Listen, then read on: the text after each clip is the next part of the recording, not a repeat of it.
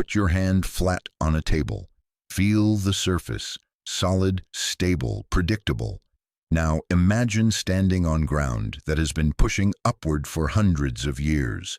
Not fast enough to feel, just fast enough to shatter 1,000,000 tons of rock into a towering cone.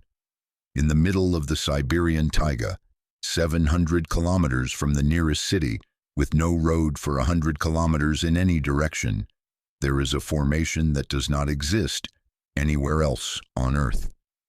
The indigenous Yakut people have a name for it. They call it the nest of the fire eagle. Scientists would later call it the Patomskiy Crater, and for generations, the Yakut have refused to go near it. In the summer of 1949, a Soviet geologist named Vadim Kolpakov was mapping mineral deposits in the Patom Highlands of southeastern Siberia, one of the most remote stretches of land on the planet. He was working alone deep in the taiga when local Yakut guides refused to continue. They told him about a place in the forest where animals would not go, where people became sick, where something had fallen from the sky and built a nest of stone. Think about what that means. These were people who lived their entire lives in the Siberian wilderness. They hunted bears. They survived winters at -50 degrees, and this place frightened them. Kolpakov ignored the warnings. He pushed forward, and when he broke through the tree line into a natural clearing, what he saw stopped him cold. A cone of shattered limestone blocks, 40 meters tall, 160 meters across at the base. Roughly 1,000,000 tons of broken rock, stacked with a geometric precision that looked almost deliberate. At the top, a ring-shaped crown, like the rim of a volcano, and nested inside that crown, a smaller mound rising from the center. But there was no volcanic vent beneath it, no impact crater around it, no road, no quarry, no human construction for hundreds of kilometers, just forest. And then this. Kolpakov filed his report. Soviet authorities deprioritized investigation of the site. The remoteness and military spending priorities left it untouched for decades. But the crater didn't care about bureaucracy. It had already been there for several hundred years, and it wasn't finished. The first real clue came from the trees. When dendrochronologists, scientists who read tree rings the way historians read documents, finally examined the larches growing on and around the crater, the rings told a story that made no sense. Trees over 200 years old showed a sudden, violent disruption in their growth. Around 1841 to 1842, something happened. Trees broke, trees fell, and the ones that survived began growing in patterns that botanists compared to trees near Chernobyl. Let that sink in. The growth mutations in these Siberian larches, hundreds of kilometers from any nuclear facility in a forest that has never seen industrial activity, matched the signature of radiation exposure. And it got worse.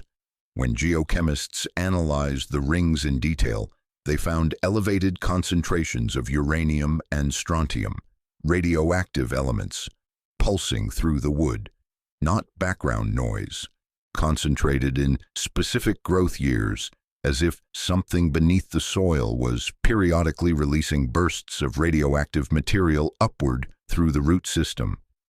Now, here's the part that keeps geologists awake at night. Magnetic surveys of the site, the kind used to map underground mineral deposits, detected something massive beneath the crater.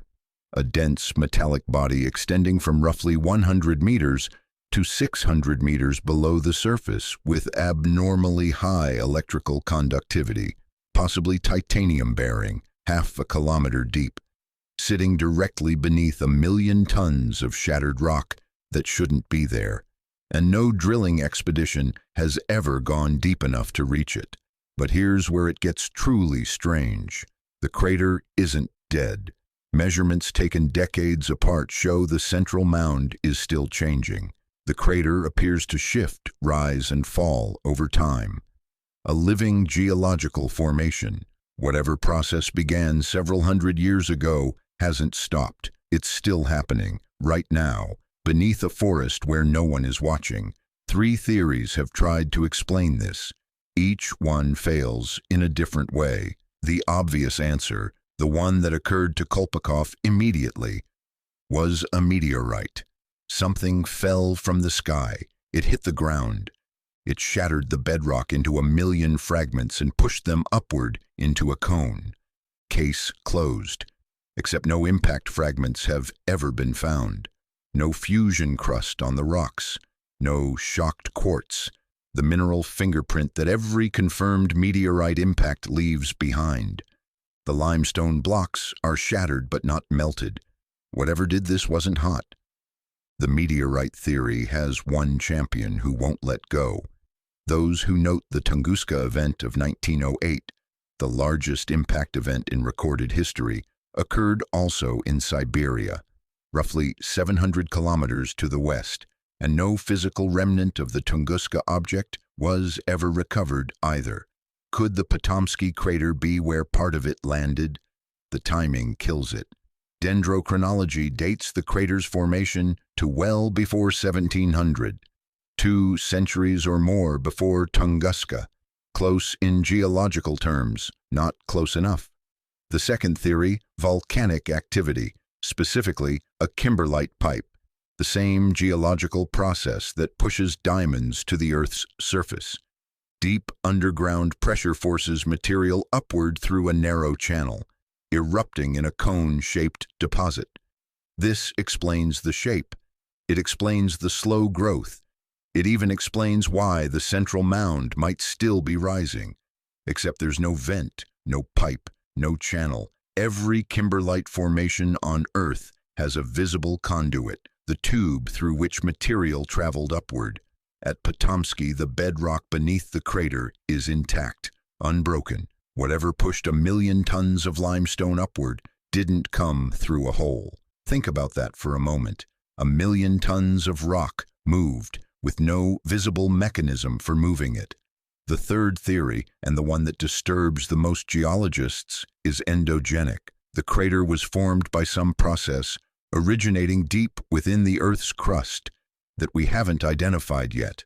An unknown mechanism that can fracture bedrock from below, push it upward over centuries, and leave behind a perfectly geometric cone, while also releasing periodic bursts of radioactive material through the soil.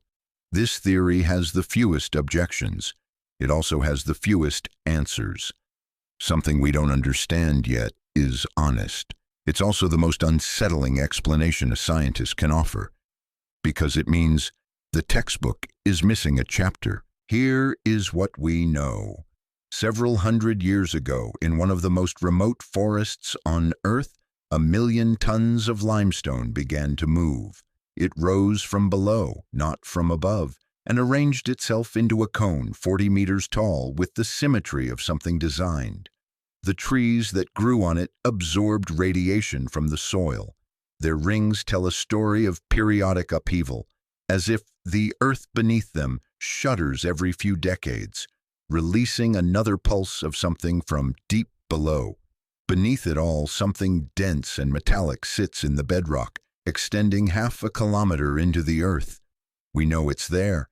We can measure its electrical conductivity. We have never touched it. Close your eyes. Picture the taiga at night. No roads, no lights, no sound but wind through the larches, and somewhere beneath your feet, something that has been pushing upward for centuries. Patient, persistent, unexplained. The Yakut people named it well. They called it the nest of the fire eagle. And then they walked away. Maybe they knew something the geologists are still trying to learn. Some questions don't get smaller the closer you look. Some nests are better left alone.